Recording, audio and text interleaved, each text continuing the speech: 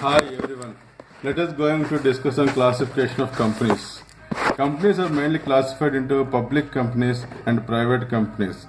Private companies are again classified into limited companies and unlimited companies, whereas same public companies are also classified into limited companies and unlimited companies. Limited companies classified again into limited by shares and limited by guarantee. In addition to this general classification, following are specific types of companies. One person company OPC. Only a private company satisfying certain conditions can be an OPC. Small company. Only a private company satisfying certain conditions can be a small company. Companies not for profit, holding and subsidiary companies, and lastly government companies. Private company. The term private company has been defined under Section 2 of 68 of Companies Act 2013. A private company means a company which has such minimum paid up share capital as may be prescribed and which by its articles provides the following. 1. Restricts the right to transfer its shares. Next, except in the case of one person company, limits the number of its members to 200, excluding present and past employees who continue to be the members of the company. Here, joint members shall be counted as one. And lastly, prohibits any invitation to the public to subscribe for any securities of the company. There should be at least two persons to form a private company. That is, the minimum number of members in a private company is 2. A private company should have at least 2 directors. The name of a private limited company must end with the words private limited. Private companies subject to greater control and regulations. Under the Companies Act 1956, private companies were subject to fewer compliance requirements than public companies.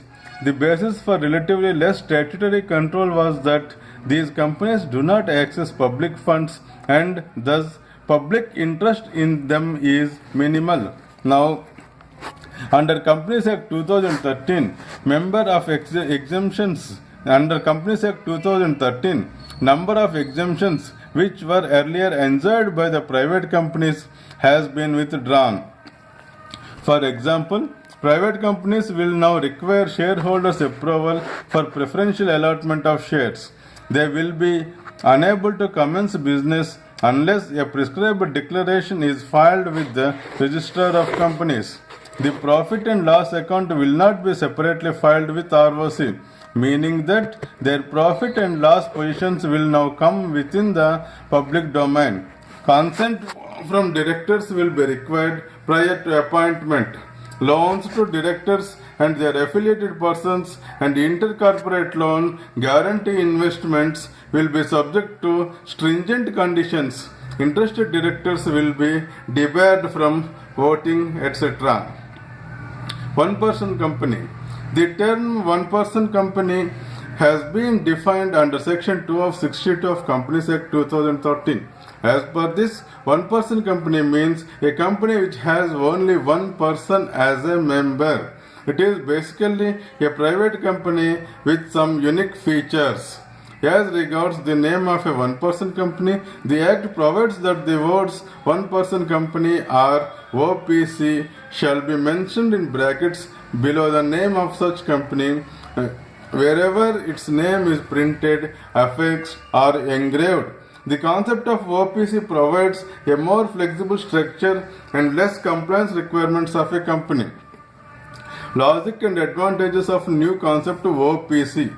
To encourage unorganized proprietorship business to enter into organized corporate world, the concept of one person company was recommended by J.J. Irani Committee. As the name suggests, it means a company which has only one person as member. The concept is widely accepted in countries like China, Pakistan, Singapore, US, etc. In the case of India, if you wish to set up a private company, minimum 2 shareholders are required. In many cases, because of this legal requirement, a second shareholder is forcefully roped in. This second shareholder at times takes advantage of his position. Having recognized this problem, the concept of one-person company has been introduced. Because much public interest is not involved, many relaxations have been granted to OPC in compliances and procedural aspect. Some of salient features of an OPC and the privileges it enjoys are as follows. Firstly, an OPC is primarily a private company. However, certain provisions which are applicable to a private company will not apply to an OPC. For instance, only one director is sufficient as against two in the case of private company. Next to this, OPC is not required to hold annual general meeting.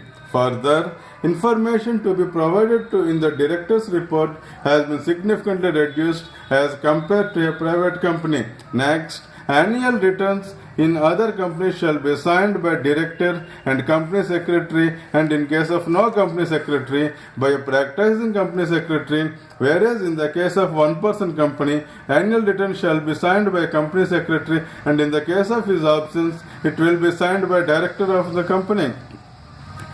Finally, the requirement of a minimum number of board meetings to be convened shall not apply to an OPC having one director. However, in case of OPC having more than one director, the OPC shall hold at least one meeting of the board of directors in each half of calendar year, and the gap between two meetings is not less than 90 days. Nomination by the subscriber or member of one-person company. The subscriber to the memorandum of a one-person company shall nominate a person after obtaining prior written consent of such person, who shall, in the event of the subscriber's death or his incapacity to contract, become the member of that one-person company. The name of the person nominated shall be mentioned in the memorandum of one-person company, and such nomination in form number INC2 along with consent of such nominee obtained in form number INC3, and fee as provided in the company's registration offices and fees rules 2014 shall be filed with the registrar at the time of incorporation of the company along with its memorandum and articles. It may be noted that only a natural person who is an Indian citizen and resident in India shall be eligible to incorporate a one-person company and shall be a nominee for the sole member of a one-person company.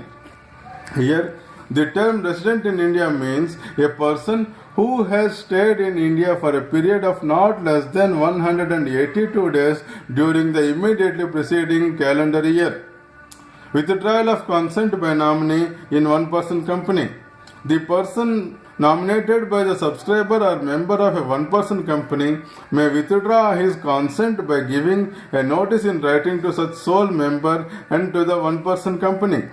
The sole member shall nominate another person as nominee within 15 days of the receipt of the notice of withdrawal, and shall send an intimation of such nomination in writing to the company along with the written consent of such other person so nominated in form number INC3.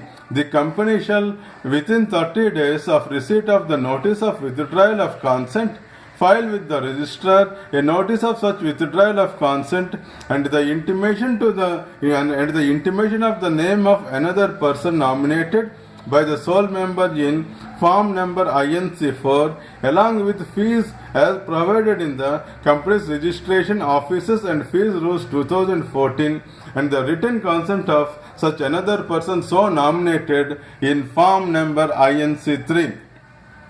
Change of nominee by sole member in OPC.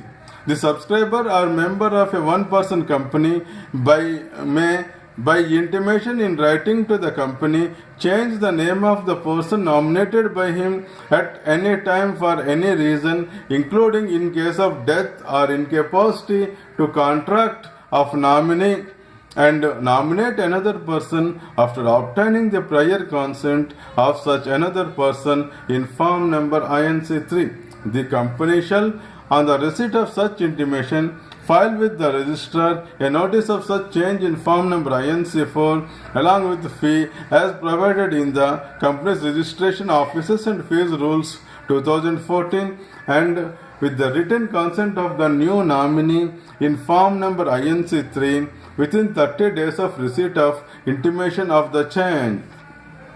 Death or incapacity of sole member in one-person company, where the sole member of one-person company ceases to be the member in the event of death or incapacity to contract and his nominee becomes the member of such one-person company. Such new member shall nominate within 15 days of becoming member a person who shall in the event of his death or his incapacity to contract become the member of such company, and the company shall file with the registrar an intimation of such cessation and nomination in form number INC4 along with the fees as provided in the company's registration offices and fees rules 2014 within 30 days of the change in membership and with the prior written consent of the person so nominated in form number INC3. No person shall be eligible to incorporate more than a one-person company or become nominee in more than one such company. No minor shall become member or nominee of the one-person company. Such company cannot be incorporated or converted into a company under Section 8 Non-Profit Companies of the Act. One-person company cannot carry out non-banking financial investment activities, and finally, one-person company cannot invest in securities of a body corporate. Small company. Definition and meaning of a small company. The term small company has been defined under Section 2 of 85 of the Companies Act 2013.